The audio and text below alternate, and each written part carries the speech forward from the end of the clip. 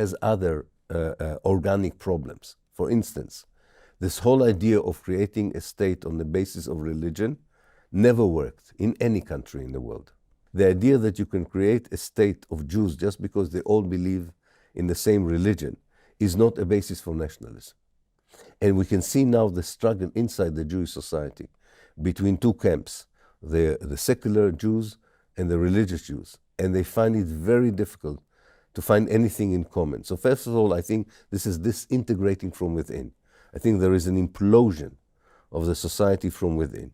Secondly, the state relies so much on the United States that the moment that there is a scenario by which America, for whatever reasons, not necessarily pro-Palestinian reasons, is unable or unwilling to provide the financial and military aid to Israel, it has less capacity to keep its economy or its military capacity. So I think I'm much more clear about the disintegration of the Zionist project. I really think we are beginning to see the end of this. Look, let me ask you this though. Would it be anti-Semitic then to advocate for the right of Palestinians to return, but not for Jews? No, it will not be anti-Semitic. I think there's I'll explain. I think the right of the Palestinians to return to their homeland because they were expelled is very much grounded in international law. There is a clear United Nations resolution, 194, from the 11th of December 1948, that declares that the right of the Palestinians to return is sacred and internationally legal. So I think that's a right that cannot be denied. This is not a political issue. This is an individual right of a refugee to go back home. The immigration of Jews to Israel is not a regular immigration law of a state. It articulates an unreasonable idea that any Jewish baby born anywhere in the world is automatically and potentially an Israeli citizen. You cannot turn every Jew in the world into a potential citizen of the future one state. No, the one state would have to distinguish between the right of the refugees to return and agree upon all the people who live there on its immigration policy.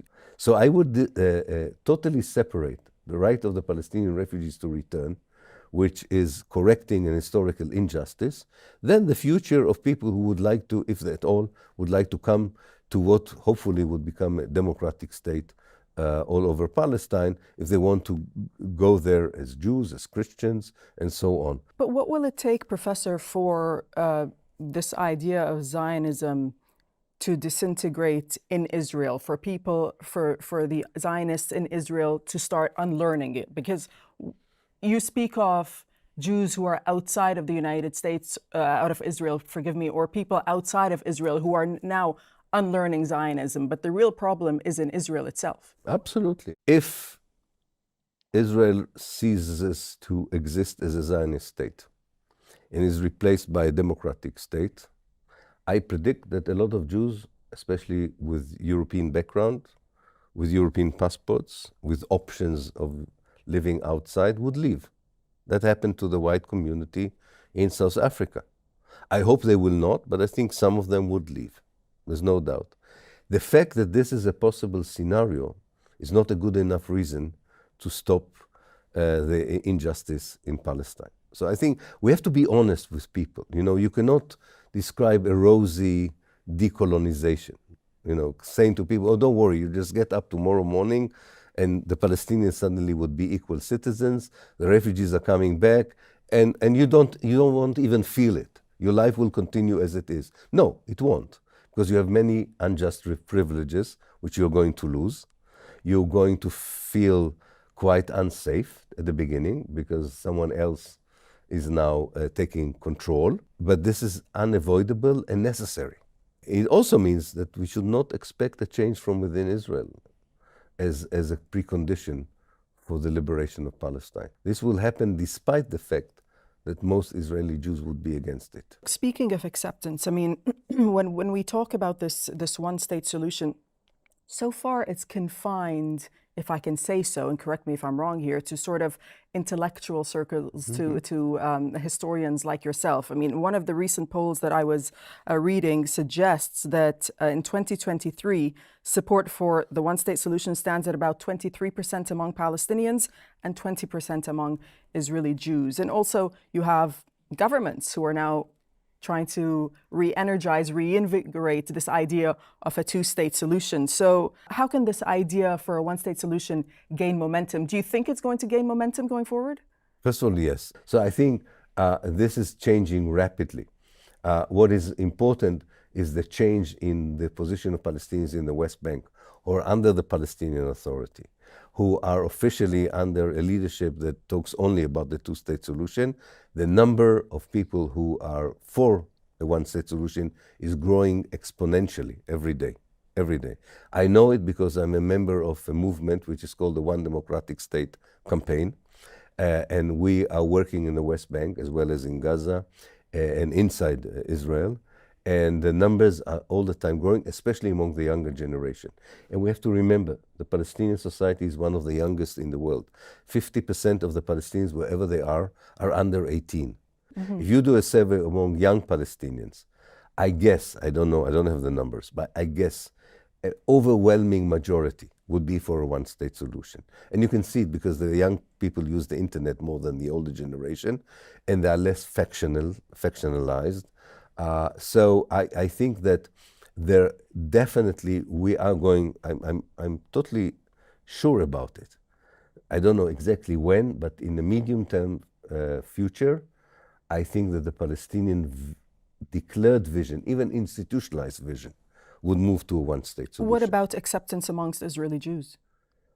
They don't accept the two-state solution and they don't expect the one-state solution. I really think that their position is not relevant that much, because as long as most of the Israeli Jews are Zionists, and most of them are Zionists, they don't believe in any solution that could begin to address the injustices that Zionism inflicted on the Palestinians. This is why I think the most important strategy the Palestinians have adopted in recent years is the BDS movement, the boycott, divestment, and sanction.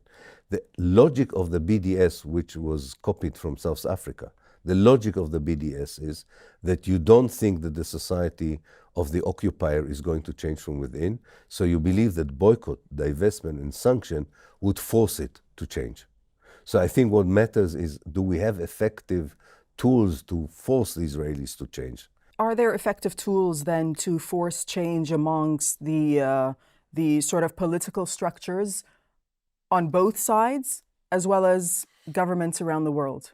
We have to believe that there is. Otherwise, we have no hope for the future.